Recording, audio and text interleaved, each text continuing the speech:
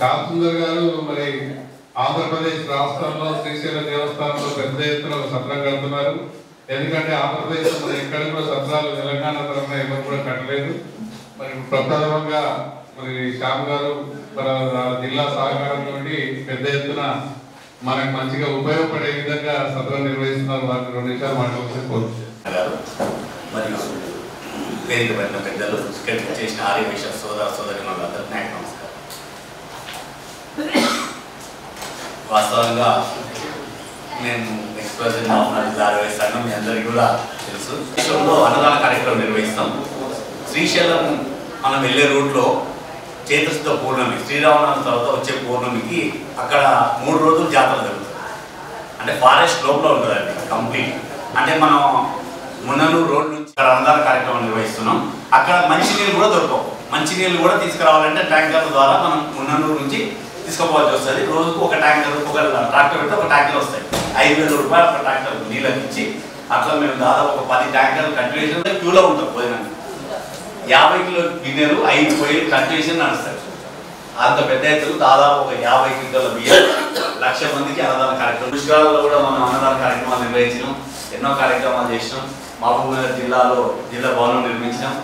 నాగర్ కర్నూలు ఉమ్మడి జిల్లా కోసం ఒక 6 ఎకరాల ప్లేస్ను 15 ఫేజ్గా 6 ఎకరాల ప్లేస్ జిల్లా భవనానికి.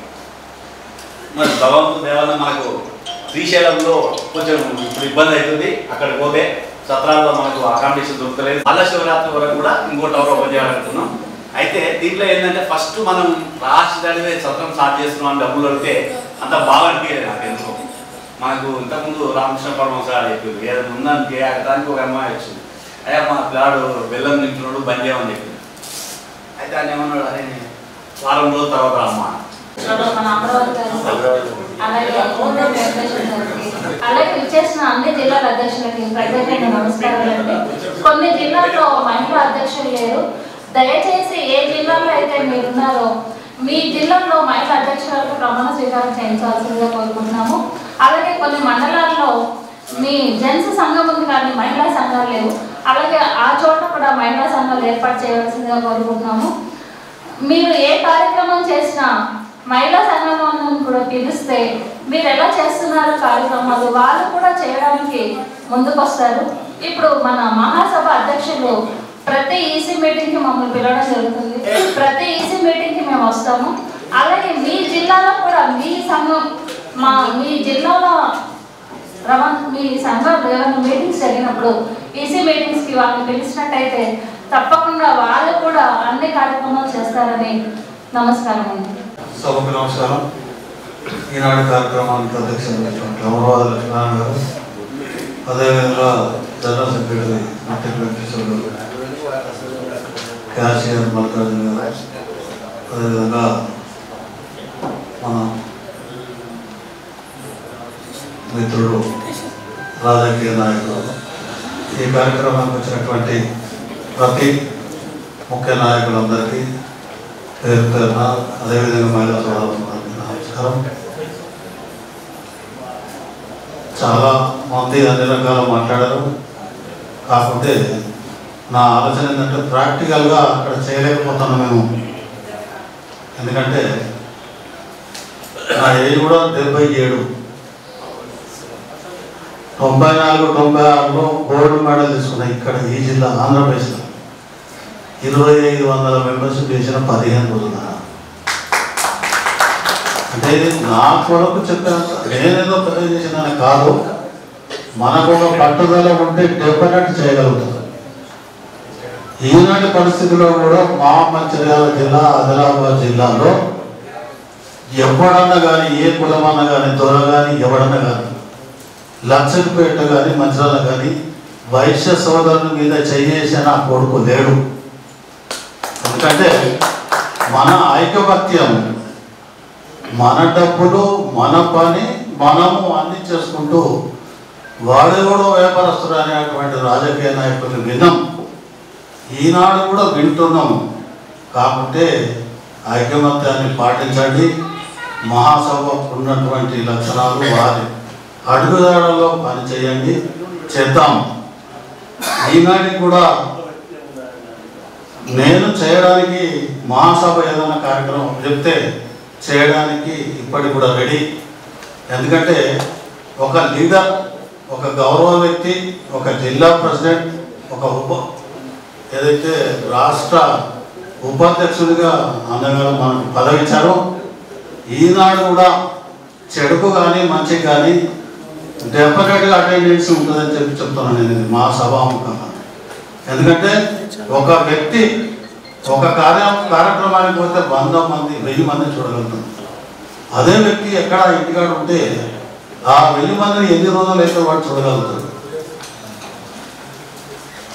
కాకుంటే మనము మన కులాన్ని రాజకీయంగా కూడా ఎవరన్నా పదవి తీసుకుంటారంటే వేరే రకంగా క్రిటిసైజ్ చేయడమా, లేకపోతే కిందికి ఇక్కడమా, ఎన్నో రకాలు జరుగుతున్నాయి. కాబట్టి మన ఐకమత్యాన్ని పాటించుకుంటూ రేపు రాబోయే ఎన్నికల్ని మున్సిపల్ ఓసీ గిట్ట ఒకవేళ వస్తే ఇండైరెక్ట్ కావచ్చు, డైరెక్ట్ కావచ్చు. ఎందుకంటే ఇద్దరు ఓసీలు అంటే ఇద్దరు సభ్యులు కూడా నిలబడచ్చు.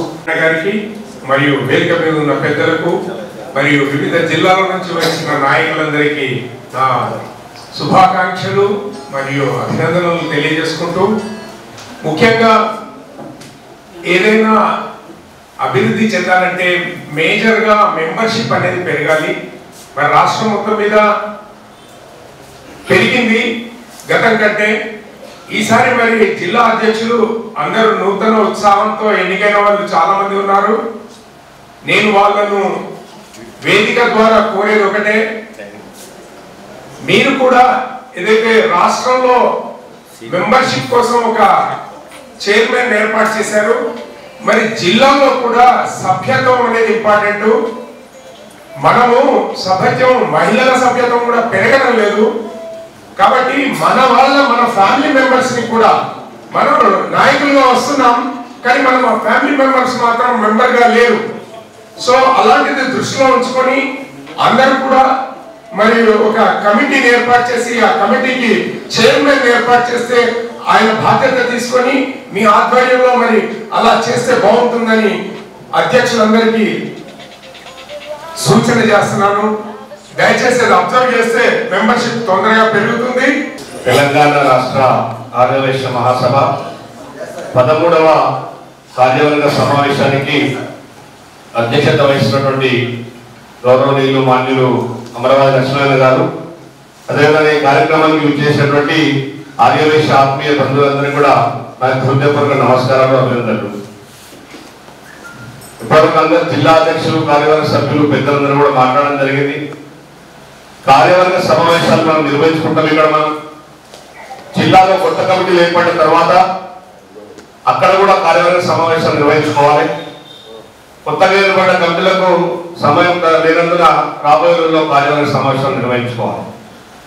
అదేవిధంగా రాష్ట్ర స్థాయిలో నిర్వహిస్తున్న ఈ కార్యక్రమాలను కార్యవర్గ సమావేశంలో వివిధ స్థాయిలో ఉన్నటువంటి కార్యవర్గ సభ్యులే కానీ, జిల్లా అధ్యక్షులే కానీ ఇక్కడ చర్చించినటువంటి విషయాన్ని, పెద్దలు ఇచ్చినటువంటి సూచనని, తీర్మానాలని మనం కింది స్థాయి తీసుకెళ్ళడానికి ఉపయోగపడేది కార్యవర్గ సమావేశాలు. ఏ సంస్థకైనా, ఒక రాజకీయ పార్టీకైనా, ఒక కుల సంఘానికైనా, ఎట్లాంటి సంస్థకైనా, ఒక సామాజిక సంస్థకైనా, సేవా సంస్థకైనా, ఆధ్యాత్మిక సంస్థకైనా కార్యవర్గం ఉండడము, ఆ కార్యవర్గం సమావేశం నిర్ణయాలని నిర్మాణాత్మకంగా కింది వరకు తీసుకెళ్లడం జరగడానికే ఈ కార్యవర్గ సమావేశాలు ఏర్పడుతున్న విషయాన్ని మనం గమనించాలి. ఇప్పటివరకు నేను చూసినట్టయితే ఇక్కడ నేను విన్నకానికి ఎక్కడ కూడా 5, 6, 7 కన్నా మించి కార్యవర్గ సమావేశాలు జరగలేదు. పాతయి కొత్తవైతే ఒకటి జరగాల్సి ఉండే. అన్న చెప్పిండు మా దగ్గర కార్యవర్గ సమావేశం అంటే బోర్ అయిపోయినాయి. పాత జిల్లాలలో పాత నాయకత్వంలో బోర్ అయితే ఉత్సాహంతో మనం వచ్చినాం కాబట్టి అంతే ఉత్సాహంతో కార్యవర్గ సమావేశం అంటే మళ్ళీ ఎప్పుడు పోవాలనే విధంగా మీరు చేయాలన్న ఖచ్చితంగా. ఇప్పుడు దాదాపుగా అన్ని జిల్లాల అధ్యక్షులు మాట్లాడడం జరిగింది. ముఖ్యంగా మీరు అందరూ మళ్ళీ ఒకసారి చెప్పడం జరుగుతూ ఉంది. ప్రతి ఒక్కరు కూడా జిల్లాలో ముఖ్యంగా కార్యవర్గ సమావేశాలు నిర్వహించారు. ఏదో ఒక అకేషన్ పెట్టి కార్యవర్గ సమావేశం పెట్టవచ్చు. మనకు మరి జనరల్ సెక్రటరీ లేడని చెప్పో, లేకపోతే ట్రెజరర్ లేడని చెప్పో, లేకపోతే ఇంకెవరు లేరని కాదు. జిల్లాలో కార్యక్రమం నిర్వహించదలుచుకుంటే జిల్లా అధ్యక్షుడు ఒక్కడు కూడా పెట్టవచ్చు, ఏమి ఇబ్బంది లేదు. మన జిల్లా అధ్యక్షులు కూడా న్యాయపైస ఖర్చు లేకుండా మనం ఎవరిని అడిగినా భోజనాలు పెడతాం కానీ, అకామిడేషన్ ఇవ్వడం కానీ అన్ని జిల్లాల్లో ఫెసిలిటీస్ ఉన్నాయి ఈ రోజుల్లో. మీరు చేసేదల్లా సమావేశం నిర్వహించడం, అందరినీ మన సంఘ సభ్యులను పిలవడమే మీ పని. దయచేసి మీ అందరినీ మరోసారి చెప్తున్నాను, మీకు వచ్చిన అవకాశం ఒకటేసారి 2 సంవత్సరాల్లో, తర్వాత మీరు ఎవరిని ఉండనిచ్చేయలేదు, మళ్ళీ కొత్త అధ్యక్షుడు వస్తాడు. ఈ 2 సంవత్సరాల కాలంలో మీరు ఏం చేసిరు అనేది చిరస్థాయిగా నిలుచుకోవాలి. రాబోయే అధ్యక్షుడికి మీ స్ఫూర్తి కావాలి. దయచేసి మీరు మళ్ళొకసారి చెప్తున్నాను, ఎవరైతే కార్యవర్గ సమావేశాలు నిర్వహించలేదో కంపల్సరిగా జిల్లాలో కార్యవర్గ సమావేశం నిర్వహిస్తే పబ్లిక్ ఒక మెసేజ్ ఎత్తుంది, ఈ సంఘంలో ఆర్యవయసులు ఏదో ఒక సమావేశం నిర్వహించుకున్నారు, ఆ సమావేశంలో కొంతమంది రాజకీయ నాయకులు రావచ్చు, మన సంఘ సభ్యులు రావచ్చు, ఇంకెవరు రావచ్చు, ఎవరికి తోచిన విధంగా వాళ్ళు సలహాలు ఇవ్వచ్చు. ఆ సలహాల ద్వారా కొంతమంది ఏదో నేర్చుకునేవి కూడా ఉంటాయి. దయచేసి ఇప్పుడు మళ్ళీ మున్సిపాలిటీ ఎన్నికలు వస్తున్నాయి. ఈ మున్సిపల్ ఎన్నికలు దాదాపుగా మనకు 10-15 జిల్లాలో ఈ రోజు మున్సిపల్ ఎన్నికలు వస్తున్నాయి. రంగారెడ్డి సరౌండింగ్ కానివ్వండి, మేడ్చల్ కానివ్వండి, వికారాబాద్ కానివ్వండి, ఇక్కడ నిజామాబాద్ కానివ్వండి, చాలా జిల్లాలో మున్సిపల్ ఎన్నికలు వస్తున్నాయి. అన్ని మున్సిపాలిటీలో కూడా మన సాంఘికులు, మన సంఘ సభ్యులు చాలా మంది ఉన్నారు.